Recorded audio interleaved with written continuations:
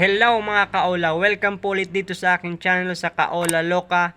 For today's video ay isi-share ko sa inyo kung paano o ano ang dapat gawin para maiwasang ma-depress o mamroblema dito sa mga pangharas na mga Ola agent kapag kayo ay due date na.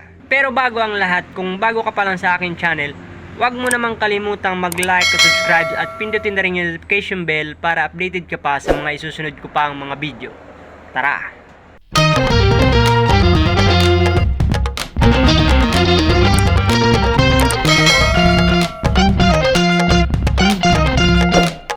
So ayun nga mga kaola, paano nga ba may iwasang ma-depress dito sa mga Ola agent na grabe kung manakot, mangharas dun sa mga Ola victims na may mga utang sa kanila na pilit nilang tinatakot para magbayad lang. So ayun nga mga kaola, sa bidyong ito ay share ko sa inyo kung ano nga ba ang ginawa ko para makaiwas dito sa mga pananakot na at pagbabanta na pinapadala ng mga Ola agent sa akin at kung paano ko naiwasang ma-depress dito sa aking utang na hanggang ngayon na hindi ko pa rin nababayaran.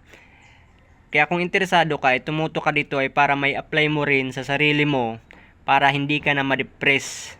Dahil alam naman natin hanggang sa ngayon ay karamihan pa rin dun sa mga Ola victims na hanggang ngayon ay hindi pa rin nakakabayad sa kanilang mga inutang sa Ola.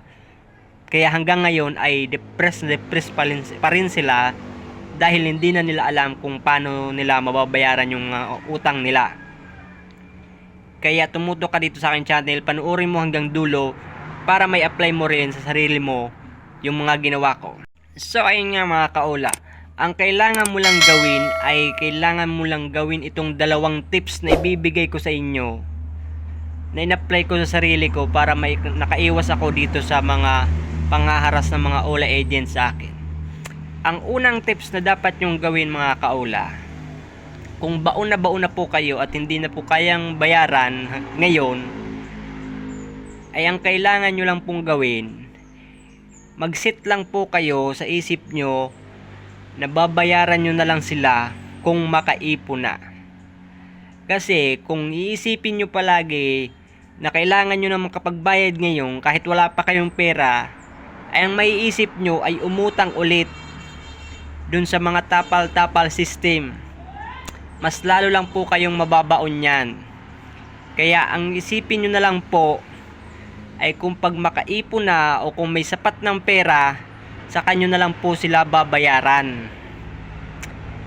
Hayaan nyo lang po kasing tumubo yan. Hayaan nyo lang po kasi kaysa naman isipin nyo palagi na kailangan nyo na mabayaran ngayon, mangungutang naman kayo.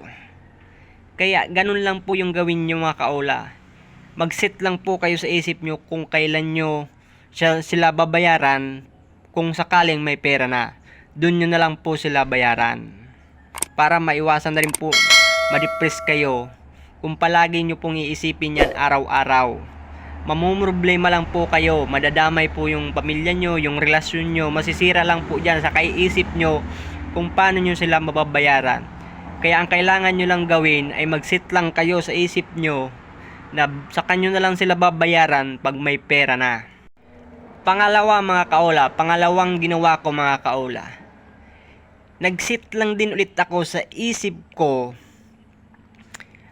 na kung pwede, kung sakaling pumunta na lang dito yung mga Ola agent o Ola collector dito sa aming bahay, ay dito na lang kami mag-usap kung paano yung magiging proseso ng bayaran para mas malinaw po yung usapan.